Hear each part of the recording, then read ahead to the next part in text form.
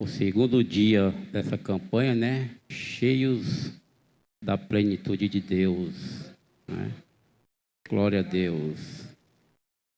A palavra de Deus diz assim: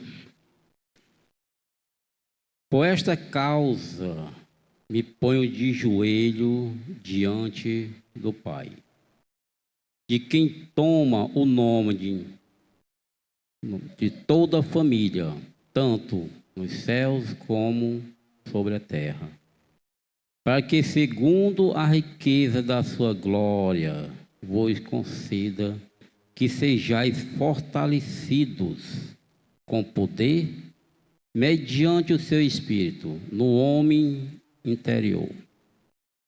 E assim habite Cristo no vosso coração, pela fé, estando vós arraigados e alicerçados em amor, a fim de poderdes compreender com todo os santos qual é a largura e o comprimento e a altura e a profundidade, e conhecendo o amor de Cristo, que excede todo o entendimento, para que sejais tomados de toda a plenitude de Deus.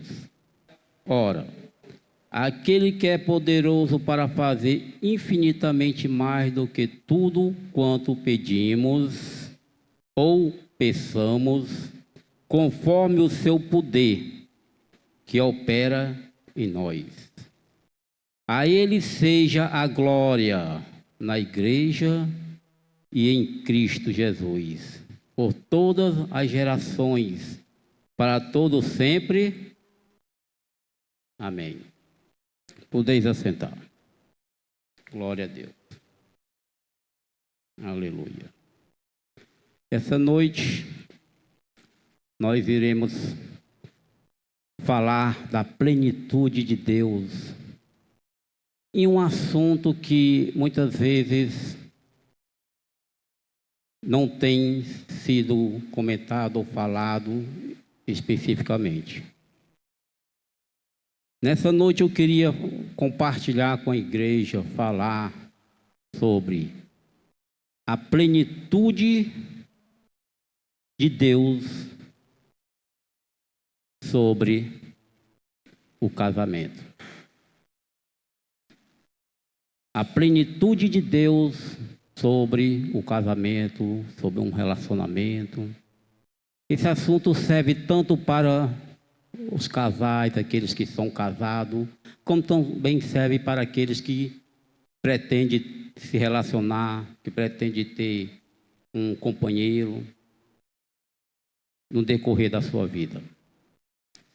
E o interessante é que aqui a gente vê o quanto Paulo, ele ora ali por uma causa, pela igreja, por algo que realmente era necessário orar. E aqui também te vê o quanto o amor de Deus, ele é algo e tudo que nós não conseguimos ter a dimensão de quanto o amor de Deus é grande para conosco. O amor de Deus, que nem ele fala aqui, né? Ele fala que compreende todos os santos, qual é a largura, o comprimento e a altura e a profundidade. Aí nós podemos ter um pouco do entendimento da dimensão do amor que Deus tem por cada um de nós. Mas eu queria ler um texto, gostaria que o irmão colocasse aí na tela, certo? João 2, né? Do 1 ao 10. Glória a Deus. 3 dias depois houve um casamento em Caná da Galileia, achando-se ali a mãe de Jesus. Jesus também foi convidado com seus discípulos para o casamento. Tendo acabado o vinho, a mãe de Jesus lhe disse, disse eles, não tem mais vinho. Mas Jesus lhe disse, mulher, que tenho eu contigo? Ainda não é chegada a minha hora. Então ela falou aos serventes, fazei tudo o que ele vos disser. Estava ali 6 talhas de pedras que os judeus usavam para as purificações de cada uma, de uma leva, 2 ou 3 metretas. Jesus lhe disse, enchei de água as talhas, e eles as encheram totalmente. Então lhe determinou, tira agora e leva ao mestre-sala. Eles o fizeram. Tendo o mestre-sala provado a água transformada em vinho, não sabendo de onde vinha, se bem que o sabia o servente que havia tirado a água, chamou o noivo e lhe disse, todos costumam por primeiro o bom vinho, e quando já beberam fortemente, serve o inferior. Tu, porém, guarda o bom vinho até agora. Glória a Deus. Aleluias. Aqui nesse texto, nós podemos entender algo muito especial sobre Jesus naquele casamento. Nós podemos entender que aquele casal que iam se casar naquele dia, eles convidaram Jesus para aquele casamento. E aqui nós podemos entender que na nossa vida, quando nós temos uma relação a 2, um convívio de marido e mulher, quando nós chegamos a formar um matrimônio, casar-se, aqui nós podemos entender que Jesus, ele tem que estar no meio do casamento. Jesus, ele não pode faltar. Jesus, eles têm que estar no meio. O casamento sem Jesus, quando nós perdemos o foco de colocar Jesus no meio do nosso casamento, nós podemos entender que nós não casamos com objetivo de servirmos ao Senhor, a sua palavra, de sermos pessoas e tudo, que colocamos em primeiro lugar Jesus em nossas vidas. E aquele casal, eles foram inteligentes em convidar Jesus e os discípulos. Ali foi feito o primeiro milagre de Jesus. Ali foi colocado o primeiro milagre de Jesus. E o primeiro milagre de Jesus foi justamente no meio do casamento. Por aí nós vemos a importância que tem Jesus no meio do casamento. Por quê? Porque ali nós vimos, o primeiro milagre foi feito no meio do casamento. Se nós não tivermos Jesus ali no meio do nosso casamento, como poderá acontecer os milagres na nossa vida, no nosso caminhar, no nosso casamento? Se não tiver essa comunhão com Jesus, como pode haver a plenitude de Deus no meio do casamento, no meio de uma relação, se não houver Jesus no meio? Se nós não convidarmos Jesus para estarmos conosco? Mas aquele casal convidou Jesus. E ele estava lá. E ali, aquele casal se casaram. E ali, na hora que foi preciso o milagre acontecer, Jesus estava lá. Porque é assim que nós devemos ser.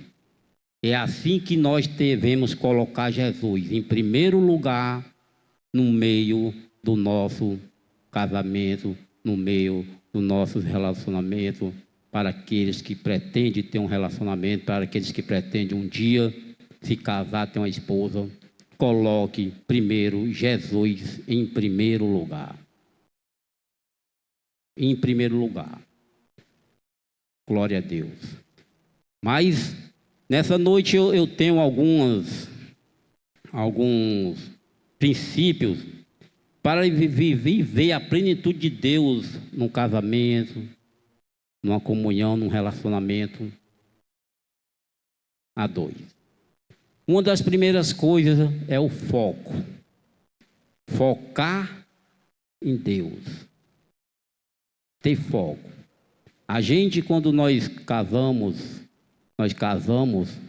e nós temos que ter foco, temos que ter princípios bíblicos, temos que ter amor sacrificial, temos que ter comunicação eficaz, temos que ter crescimento contínuo, temos que ter oração. Foco, buscai a santificação em Deus, acima de tudo, incluindo o cônjuge, e a saúde e a vida, a própria vida. Para nós entendermos, vamos ver aí, 1 Pedro 1,15. Vamos ver aí 1 Pedro 1,15, que diz: pelo contrário, segundo é santo aquele que vos chamou, tornai-vos santo também vós mesmos em todo o vosso procedimento.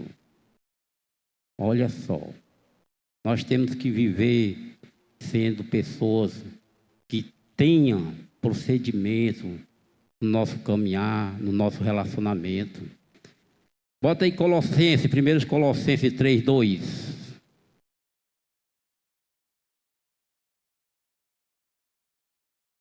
Colossenses, 1 Colossenses 3:2, que diz: pensai nas coisas lá do alto, não nas que são aqui da terra.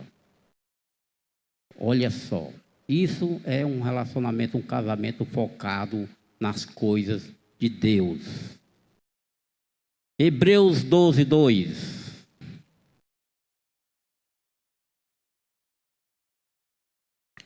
Olhai firmemente para o alto, o consumador da fé, Jesus, o qual em troca da alegria que lhes estavam suposto a cruz, não fazendo caso da ignomia, está assentado à destra do trono de Deus. Olha só, isso é nós estarmos e tudo direcionado e focado, entendeu? Nas coisas do Senhor. Um casal, ele tem que estar alinhado com as coisas do Senhor. Ele tem que estar focado nas coisas de Deus. Hoje em dia, uma das coisas muito necessária e muito, até digo, e tudo necessidade da igreja, é que exista casais focados nas coisas do Senhor. Casais que estejam dispostos a viver a plenitude de Deus. Casais que realmente estão juntos, ali, aprendendo as coisas que Deus tem proposto para nós. Não tem sido fácil, eu acredito que praticamente em quase todos os ministérios, terem realmente os casamentos que estão focados diretamente nas coisas que o Senhor tem proposto para os casais. Existe uma necessidade muito grande sobre isso. Aqui nós vamos ver muitas coisas ainda que vai, eu digo para alguns confrontar, mas para alguns vão receber de coração. Glória a Deus. Vamos ver aqui princípios bíblicos. O casamento tem que ter princípios bíblicos. Um relacionamento, mesmo ele começando, ele tem que ter princípios bíblicos. Basear o relacionamento nos ensinamentos da Bíblia, buscando direção e equilíbrio. Tem que ter equilíbrio, tem que ter direcionamento. Glória a Deus. Vamos ver aí no livro de Provérbios 3, 21. Glória a Deus. Filho meu, não se aparte estas coisas dos teus olhos. Guarda a verdadeira sabedoria, e é bom. Glória a Deus, aleluias. Provérbios 3, 21, é isso mesmo. Pois é. Viu aí? Aí a gente pode ver o quanto nós temos que estar com os olhos fitos nas coisas de Deus, focado nas coisas do Senhor, nos ensinamentos que Deus e tudo Ele tem para nós. Glória a Deus. Vamos ver aí também Marcos 6, 31.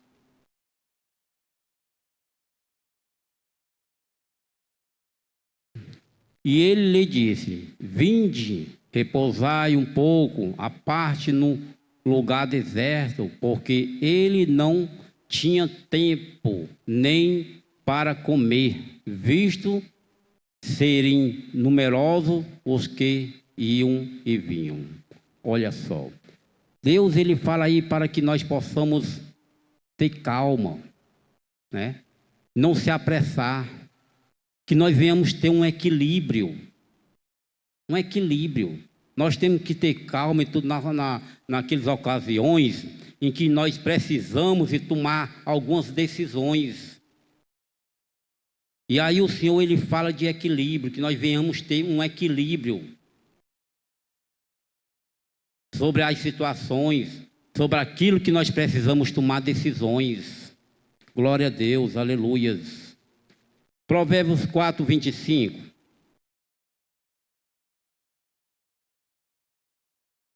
Provérbios 4, 25. Os teus olhos olhem direto e as tuas palavras diretamente diante de ti. 26. Poderá a vereda de teus pés e todos os teus caminhos sejam retos. Olha só. Todos os teus caminhos sejam retos. Que nós possamos estar ali, tanto nos princípios bíblicos, como nós devemos estar com equilíbrio, tendo os pés equilibrados, andando e caminhando, entendeu? Retos, na direção dos ensinamentos e da plenitude de Deus. Glória a Deus, aleluias. Por quê? Porque o equilíbrio ele é necessário no casamento. O equilíbrio é necessário para um começo de um grande relacionamento. Tem que ter um equilíbrio. Tem que ter um equilíbrio. Lá em Amós 3:3, né? Vai falar que poderá duas pessoas andarem juntas se não haver uma concordância. Duas pessoas poderão andar juntas se não haver concordância. Como que pode você quer fazer algo, seu esposo quer fazer outra coisa, não há um diálogo, não há uma concordância? Deus estava falando isso para o povo de Israel. Porque o povo, ele não se alinhava com as coisas de Deus. E Deus, ele fala para nós: poderá dois andarem juntos se não haver concordância? Como pode? Tem que haver uma concordância, tem que haver equilíbrio, para que os dois possam caminhar juntos nos princípios do Senhor, para que os dois possam vir entender o plano de Deus na vida do casal. É necessário ter equilíbrio, é necessário os dois andarem juntos, alinhado com as coisas de Deus. O 3 diz mesmo assim: o amor sacrificial. Vamos ver aí Gálatas 1:4. O qual se entregou a si mesmo pelos nossos pecados, para nos desarraigar deste mundo perverso, segundo a vontade de nosso Deus e Pai. Olha só, aqui nós podemos entender o sacrifício de Jesus. Ele morreu por cada um de nós. Ali foi um sacrifício que ele fez pela humanidade, por você e por mim. Foi um sacrifício. Aí eu lhe pergunto nessa noite: qual o sacrifício que muitas vezes nós temos feito pelo nosso cônjuge? Ou vice-versa? Muitas vezes é necessário você abrir mão de algo que lhe favorece para favorecer o seu cônjuge. Isso significa um amor sacrificial. Isso significa que todos os dois andarem alinhados com amor que Cristo demonstrou para cada um de nós quando morreu lá naquela cruz ali, por cada um de nós, mesmo nós sem merecermos. Efésios 25:33.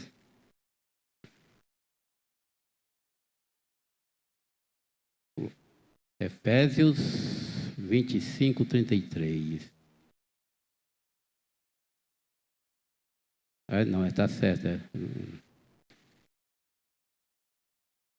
Refletir o amor de Cristo, demonstrando cuidado, respeito, entrega mútua. Entrega mútua, respeito e entrega mútua. Tem que existir perdão, abnegação, abrir mão de desejos, necessidades pessoais, em benefício do outro. Olha só. Muitas vezes nós temos algo que nos favorece, algo que a gente quer tanto, mas às vezes tem algo que o nosso cônjuge também quer fazer. E muitas vezes nenhum dos dois cede. Mas quando um cede por amor, por ver o sacrifício que ele está fazendo em prol do seu cônjuge, pode ter certeza de tudo que Deus ele vai abençoar mais ainda. Ele vai abençoar mais ainda, porque Deus ele está vendo. Ele está vendo o sacrifício que você está fazendo em prol do outro. Hoje, não é muito fácil a gente estar vendo esse tipo de situações, esse tipo de, muitas vezes, a pessoa pensar no outro do que em si. Mas quando nós pensamos e fazemos isso no nosso relacionamento, no nosso casamento, é porque nós estamos deixando a plenitude de Deus agir no nosso casamento.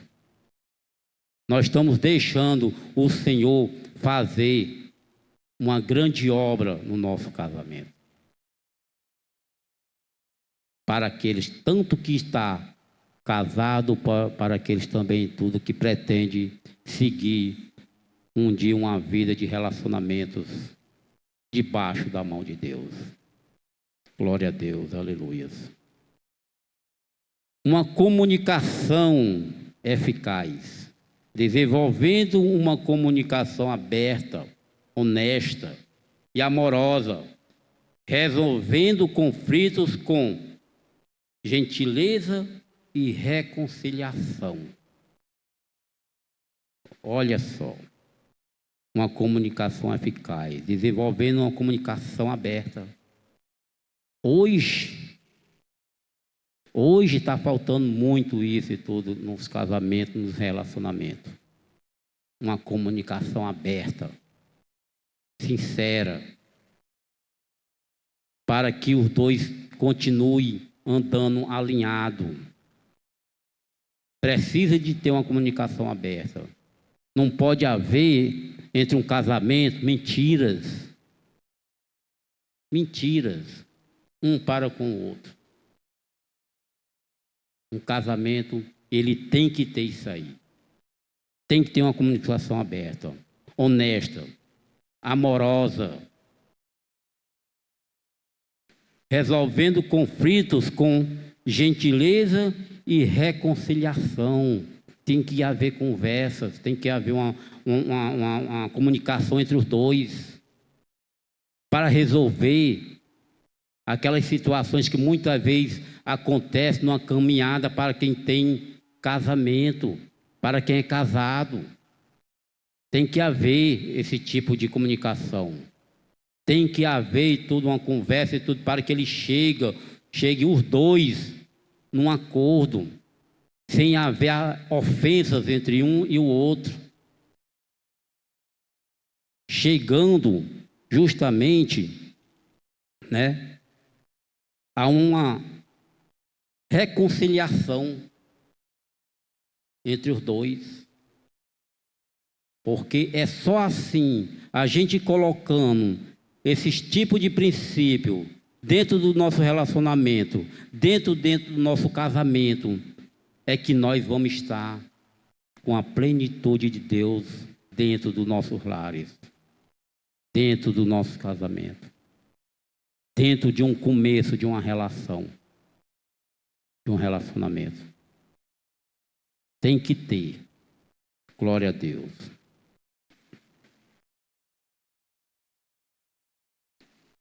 Vamos ver aí Provérbios 15, 1. Provérbios 15, 1.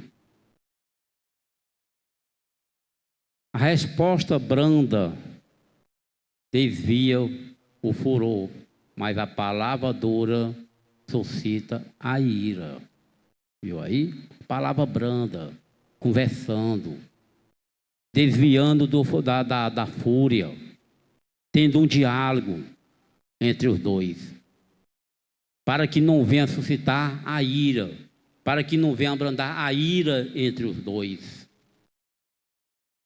Tem que haver. Glória a Deus. Vamos ver aí do Romanos 15, 18.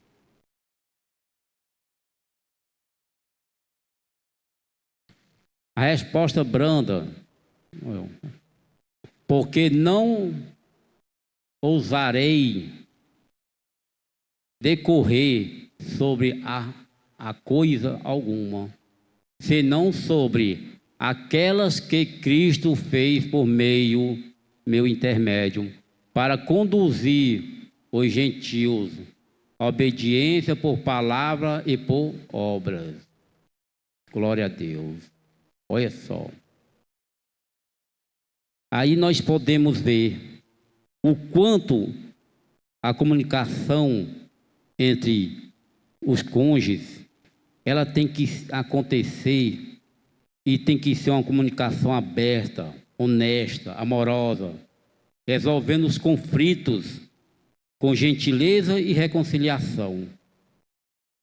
Porque é só assim que nós iremos crescer cada vez mais na palavra.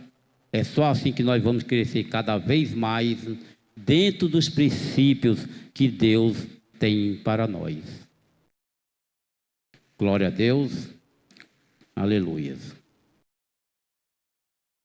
Crescimentos e com crescimento contínuo. buscar o crescimento individual em casal, superando o desafio, buscando a santidade. Buscando a santidade, buscar o crescimento individual e em casal, superando desafios e buscando a santidade. Vamos ver Filipenses aí 4:3.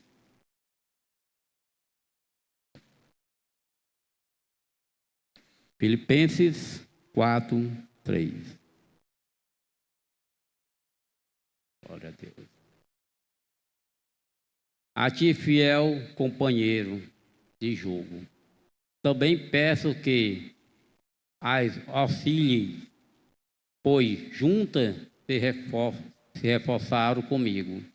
No Evangelho também com Clemente e com os demais, cooperadores meus, cujos nomes se encontram no livro da vida. Glória a Deus. Coloca aí Isaías 41:10.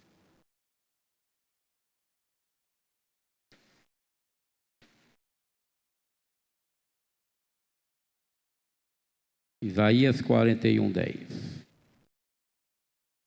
Não temas, porque eu sou contigo. Não te assombres, porque eu sou o teu Deus. Eu te fortaleço e te ajudo, e te sustento com a minha destra. Oh, glória a Deus. Olha só, o crescimento contínuo. Pode ter certeza que quando nós estamos crescendo, buscando o crescimento individual, em casal e superando os desafios, buscando a santidade, Deus está conosco. Não tenha dúvida disso. Ele está nos fortalecendo. Ele está nos ajudando. Porque nós estamos procurando ter um crescimento contínuo na nossa vida, no nosso crescimento pessoal, no nosso crescimento como casal. Porque isso vai servir de benefício para nós estarmos na obra do Senhor.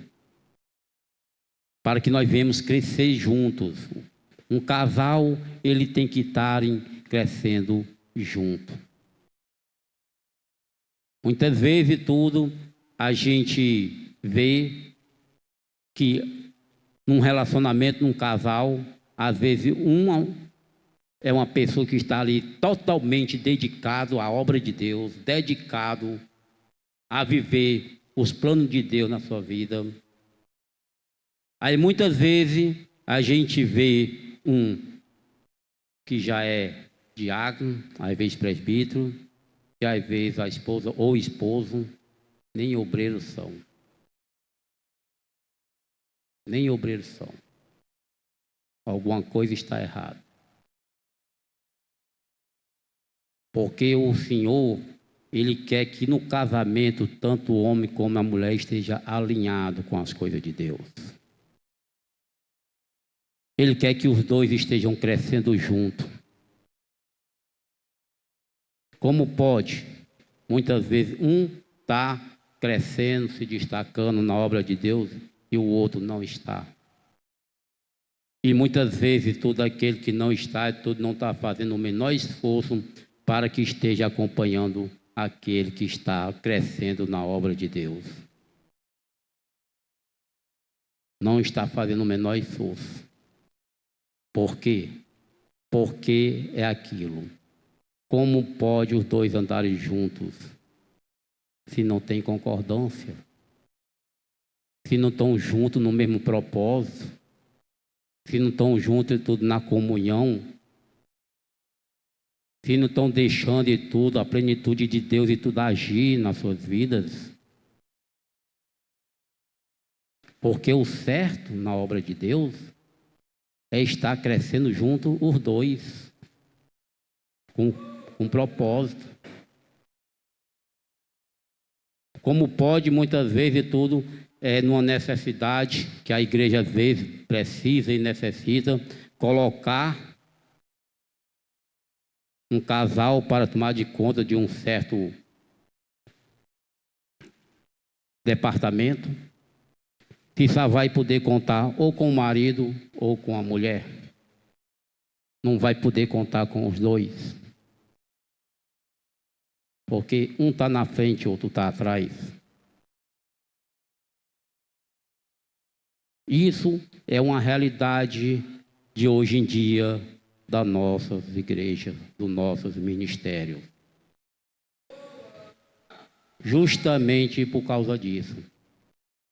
Porque quando os dois estão alinhados no propósito de Deus, quando os dois estão alinhados em querer crescer, os dois juntos, para servir na obra de Deus, para que esse casamento venha servir de testemunho para aqueles que estão lá fora, para o mundo. Os dois têm que estar alinhados. Os dois têm que estar com propósito. Glória a Deus. Para alguns pode parecer algo duro, mas para aqueles que recebem vai entender tudo que o Senhor está falando, algo que venha realmente tudo penetrar nos corações e que nós venhamos refletir sobre isso. Temos que estar em oração, orar juntos, individualmente, buscando a direção de Deus para o relacionamento. Orar juntos. Orar juntos é algo que muitas vezes no relacionamento não está sendo fácil fazer, né? Por que muitas vezes não é fácil estar os dois orando junto ali? Porque tem que haver a oração junta e tem que ter a oração individual, que é a sua. Quando nós estamos orando junto, é porque nós estamos fazendo igual aquele casal de Caná. Estamos colocando Jesus em primeiro lugar no nosso casamento. Nós estamos vendo a importância que Jesus tem no meio do nosso relacionamento, do nosso casamento. Ele tem que estar no meio. Ele tem que estar no meio. Glória a Deus, aleluia. Buscando a direção de Deus para justamente um bom relacionamento entre os casais. Vamos ver aí Mateus 18, 20. Glória a Deus.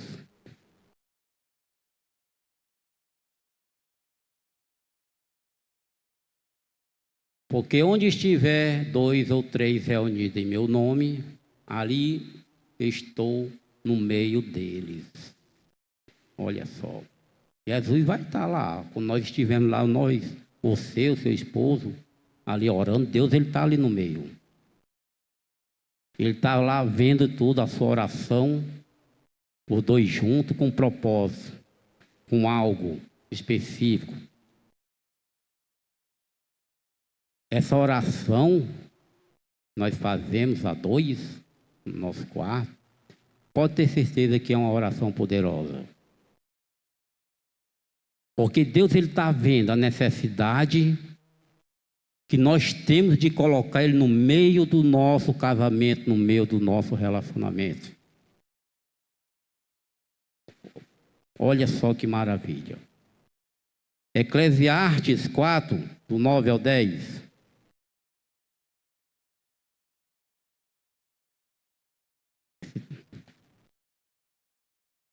Melhor ser dois do que um, porque tem melhor para dois do seu trabalho.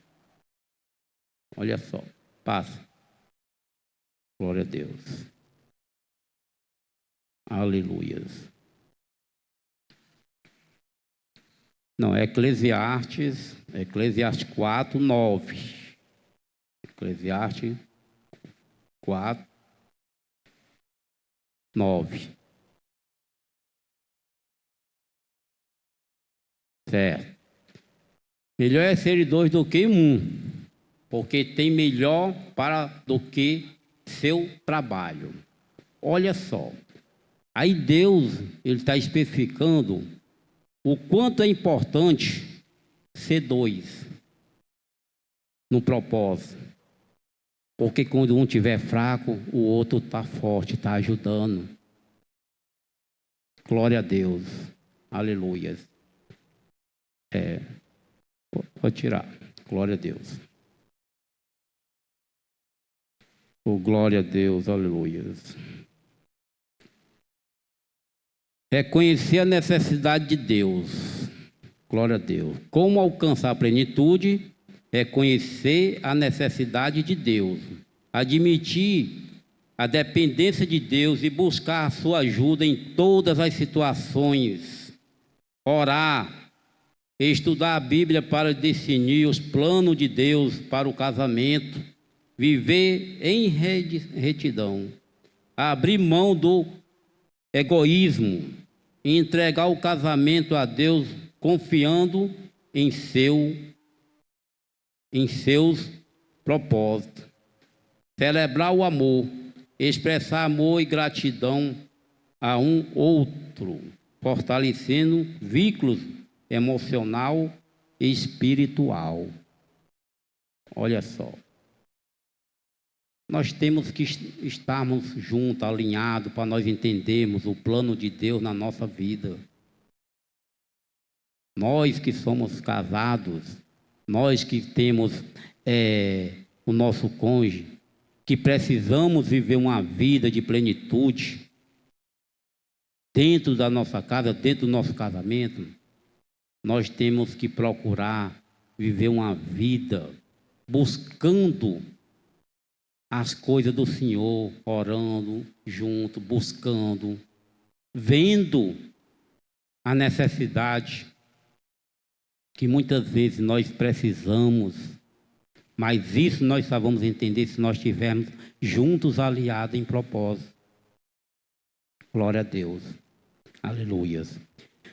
Para nós terminarmos, né? Perseverar na jornada, não desistir, manter a fé e a motivação.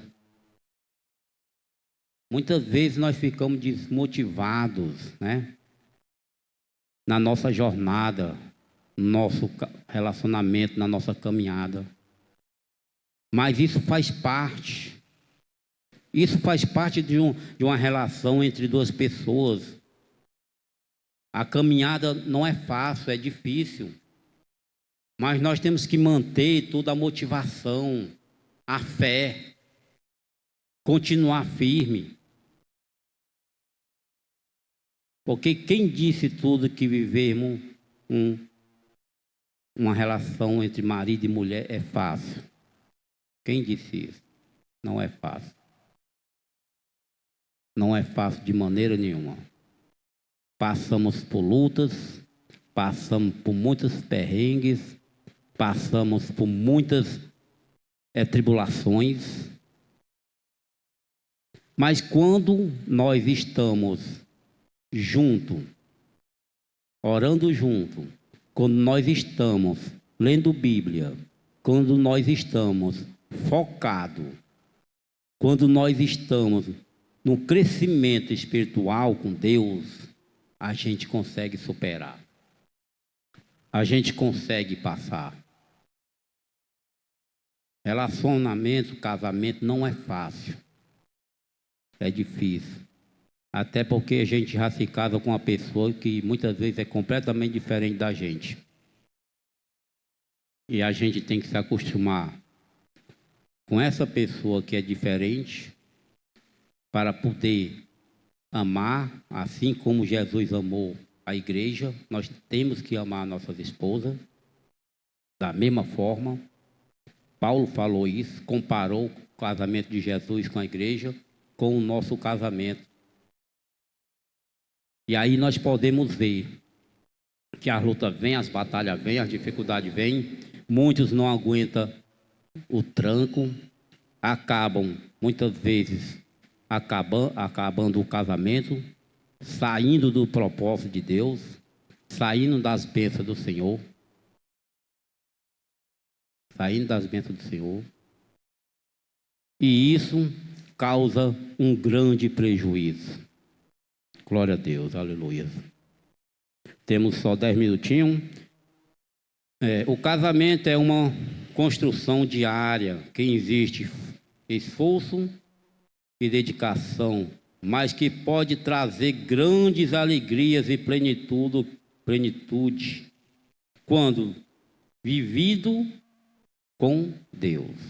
Olha só, para nós encerrarmos, vamos ver aí só Salmos 16, 11.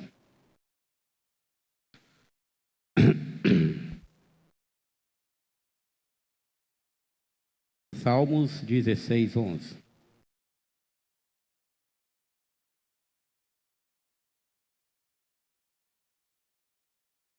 Tu me farás ver os caminhos da vida.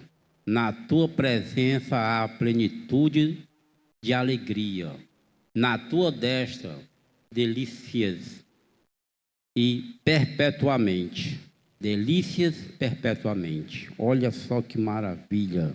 Ou seja, eternamente. Alegria e delícias eternamente nós vamos ter quando nós estamos na plenitude de Deus, quando nós estamos alinhados com as coisas do Senhor, quando nós colocamos em prática aquilo que o Senhor quer para o nosso casamento.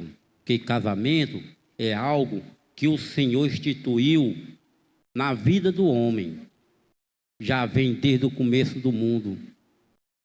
E o casamento é algo que é para Deus, é algo santo, é para sempre, é para a eternidade.